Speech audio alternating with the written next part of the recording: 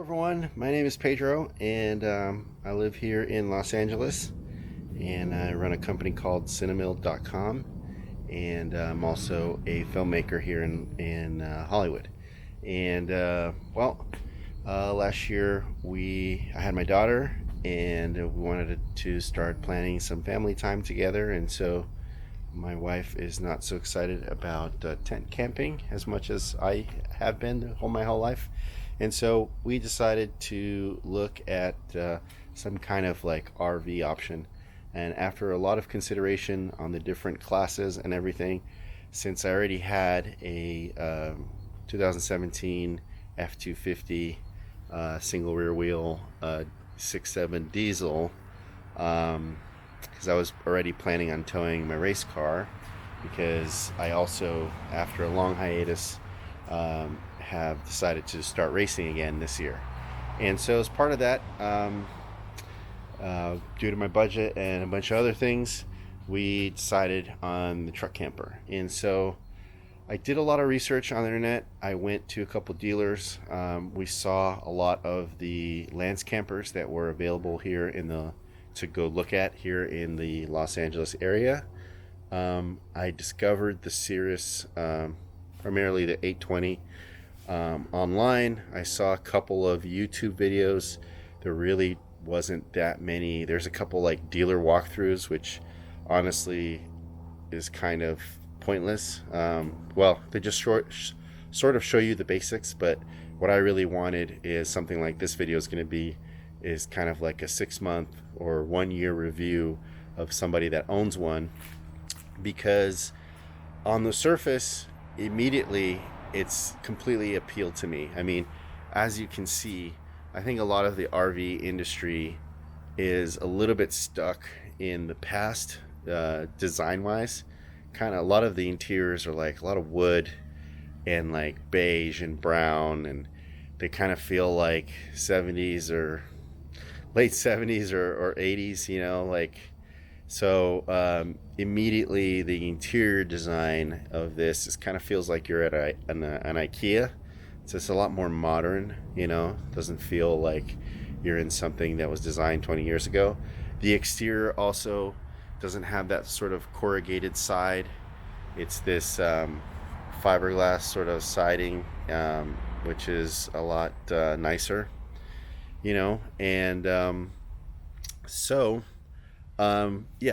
immediately the first thing that got me was sort of let's call it the industrial design, the overall product design of the Cirrus 820, the exterior looks and the interior design and things like that. And then of course a few key features, which primarily of course the Aldi heating system and the way it heats up the camper, and the windows and stuff like that, and things that I'll get into in this video.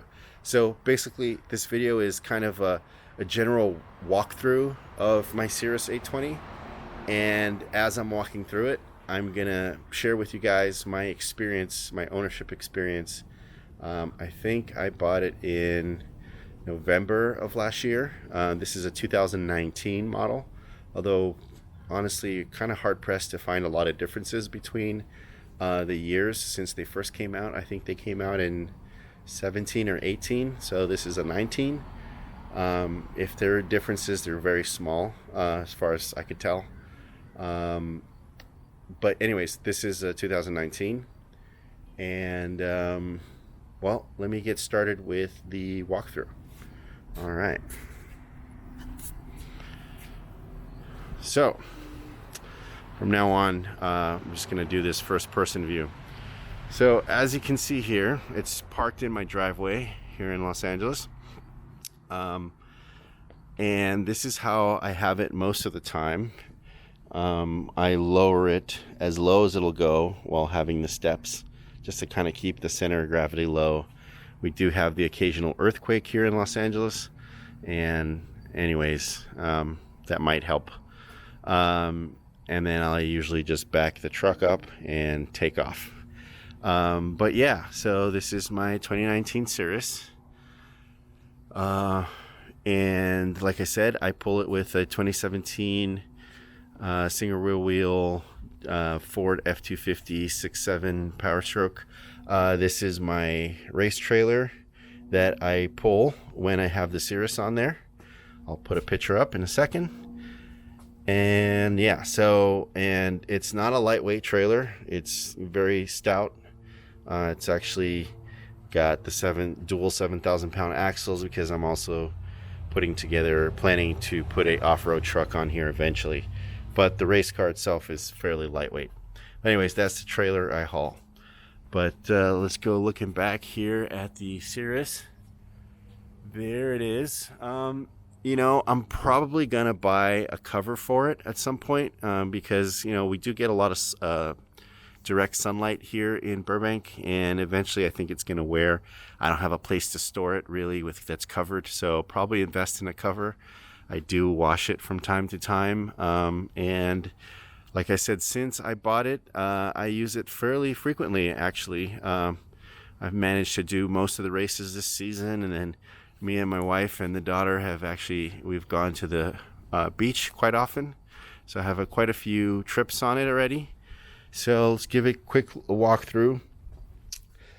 This is actually a dealer installed. I should mention, I bought this at in Mesa, Arizona, at oh god, I'm forgetting the name now.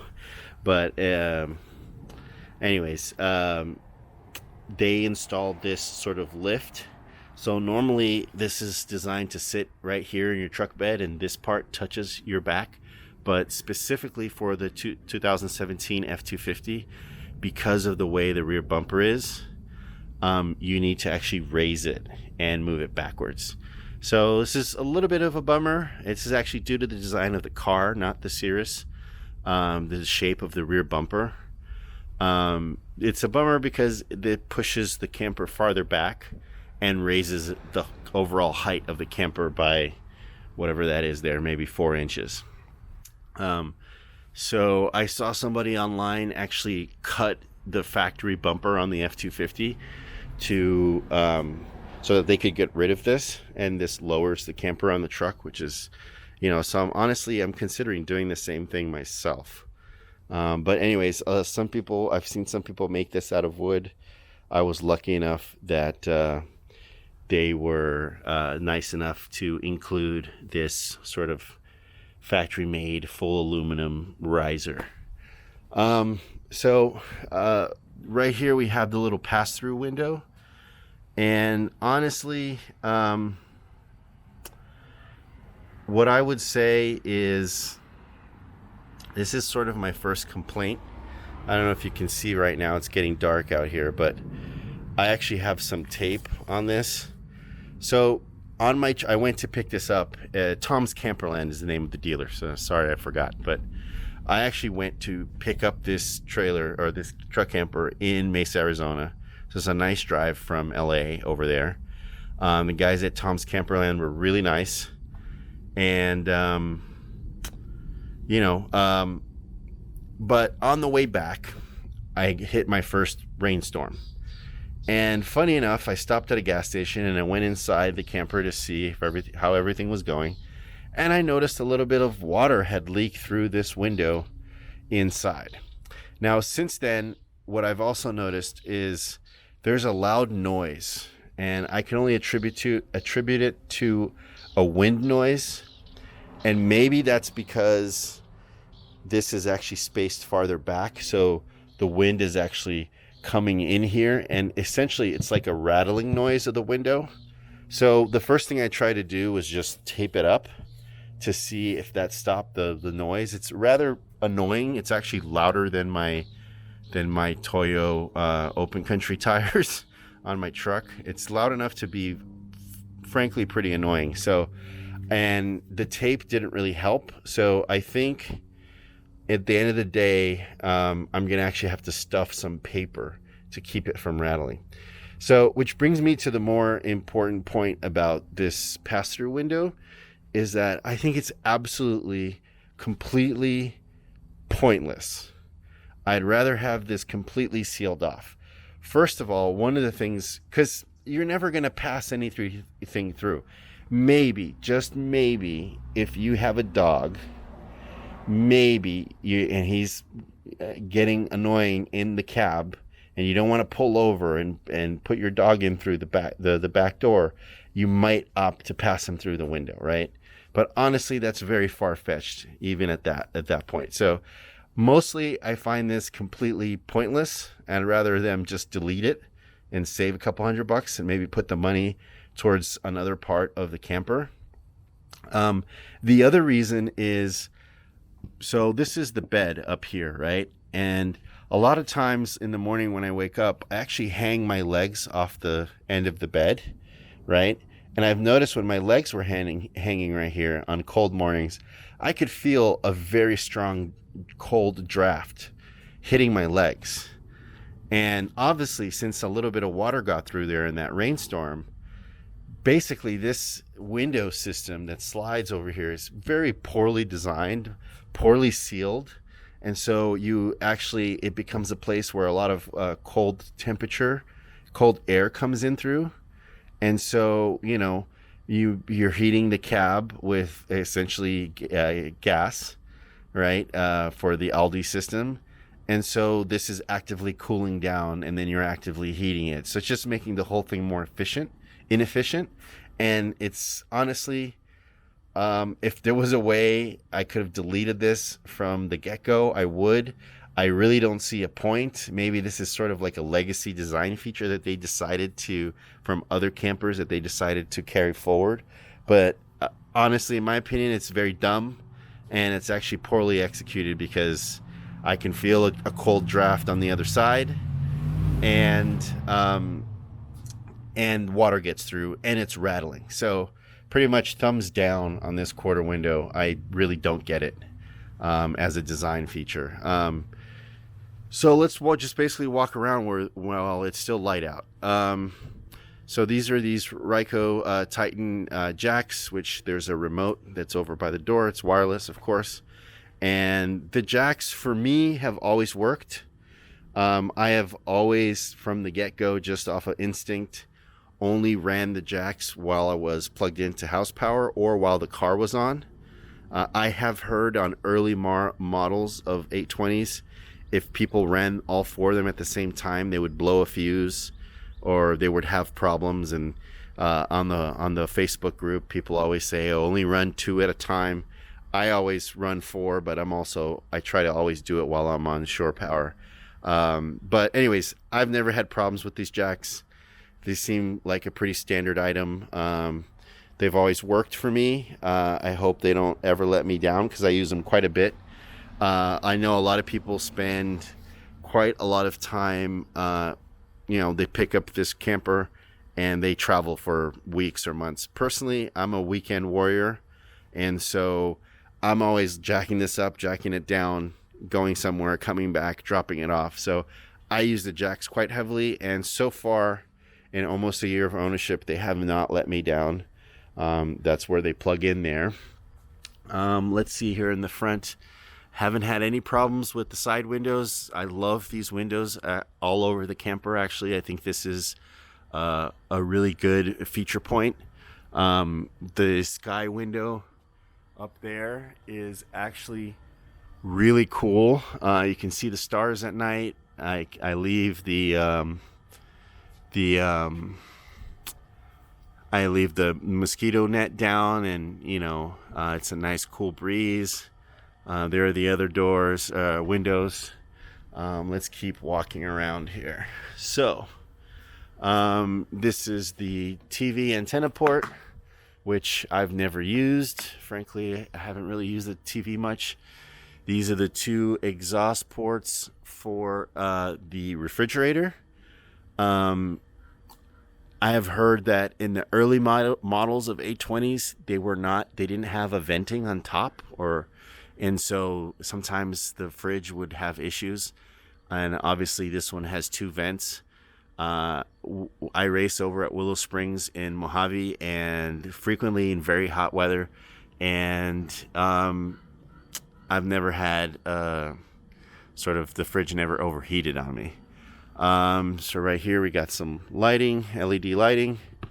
This is the propane tanks area, and no big deal here. There's the valve, you can switch between the two. So far so good with the propane. Usually took me a long time to run out. I do cook quite a bit, and but I'm also not living out of this thing. It's kind of like I said, I'm a weekend warrior. Right here we have the where you put in the water and where you flush. You put in the water. Yeah, you hook up city water or you fill up the water tank. Basically, you just stick the hose in there, and once it overflows, you know your tank is full. Here is the shore power, and pretty straightforward. Once you get home, plug it in, or if you're at a place with a where you have hookups, you can do that. That up there is the vent, I think, for the exhaust fan on the microwave or whatever. In this compartment right here, I store my little EU 2200 Honda generator that I use on occasion. That has been a little bit of a mixed bag. I was hoping that generator would be enough for everything I need to do. It actually does run the air conditioning, which I have yet to use. It does not run the microwave. You can run the microwave on super low setting, and on low setting, like you could put your food in there for 8 minutes and it doesn't heat up. But if you try a regular setting on the microwave, the generator overloads the generator. So the 2200 is kind of pretty much not strong enough. Down here in this compartment, I have a first aid kit, my jack blocks, and a few other odds and ends. Nothing to report there. Down here is the outdoor shower, and where you access all the valves and stuff. I use the outdoor shower quite a bit, and it's been something very useful. So I really like the outdoor shower. Although, okay, I do have a gripe about the outdoor shower. So let me grab it here. So first issue is very little hose length. And so the hose only goes right here. It's pretty much, you can like wash your feet with it or whatever. But honestly, it'd be nice if there was a little bit more hose length to this. And honestly, they really should have come up with some way for you to like hook this in right here, and so that you can set up like an actual outdoor shower where you don't have to hold the shower head. The other issue is that this nozzle has extremely weak water pressure. So the whole point of having an outdoor nozzle, water nozzle of some kind, besides washing yourself, in my opinion, is so that you can like wash off sand from toys and stuff like that. And with almost no water pressure, that makes this just a little bit not as useful as I would hope. The washer shower head itself is not that great either. It has a locking feature, which is nice, but honestly, not that great. So I'm probably going to replace that with a longer hose and a different shower head.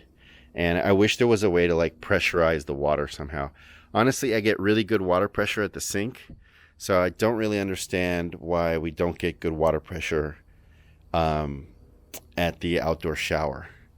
All right, walking around, it's getting a little dark. Let me turn on the outdoor lights here. All right, there we go. So there you have it. I love and a lot of people come up to me and they ask me if I modified it myself, but I really like the sort of really tough and rugged, this whole step area in the back is really cool. This area, honestly, it's good that they left it open. It would have been great if they would have just giving you like a lockbox like they have on the side of trucks. Of course, there's some you can buy aftermarket. It's just at the price of the Cirrus, you kind of expect, and they thought they were so thoughtful in other areas, so you kind of expect a little more. I did not get the keyless entry. Now, I sent an email when I first got the Cirrus, and they said they were going to send it to me. They never did. I got to follow up with that still. It hasn't really been a big issue, but honestly, the keyless entry is a nice sort of security feature. I did get the reverse camera. My gripe with the reverse camera is, well, it points directly down, which is, very useful for hooking up my trailer. That's actually why I put that white piece of tape on there, is to sort of guide me towards the ball. But after that, I really don't have like a reverse camera, which would be nice. So you can alter the angle of the camera, but then it won't help me for hookups. So either I set up a second camera on there, and I think the system will allow for a second camera as far as the wireless system. So that might be something I upgrade in the future. But it would be awesome if you could just like tilt the camera up from the cab somehow. Anyways, that's a wish list thing. I'm not really gonna give them a hard time about that. Built-in ladder to go up to the roof. Mine does not have a roof rack. And let's see, let's come around here. As you can see, it's already pretty dark. I meant to start this video a little earlier.